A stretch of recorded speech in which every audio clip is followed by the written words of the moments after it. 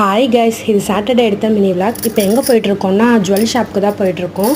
என்னோடய பையனோட ரிங்கெல்லாம் இருந்தது, அவன் பிறந்தப்போ போட்டது ரிங்கெல்லாம்.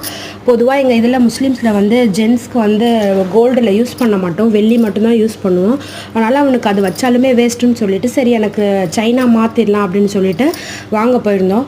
கலெக்ஷன்ஸ் எல்லாமே சூப்பராக இருந்தது. எவ்வளோதான் ரேட் ஏறினாலுமே கோல்டு ஷாப்பில் மட்டும் கூட்டம் குறையவே மாட்டேங்குது. அது ஏன்னே தெரியல. அதுக்கப்புறம் எப்படியோ ஒரு செயின் செலக்ட் பண்ணி வச்சுட்டு அதுக்கப்புறம் எங்கள் அம்மாவோட இயரிங்கும் உடஞ்சிடுச்சின்னு சொல்லிட்டு மாற்றுறதுக்காக அவங்க வந்திருந்தாங்க. இப்போ நான் காமிக்கிற இயரிங்கில் தான் அது செலக்ட் பண்ணி வச்சுருக்காங்க. எதுன்னு கெஸ் பண்ணி கமெண்ட் பண்ணுங்கள்.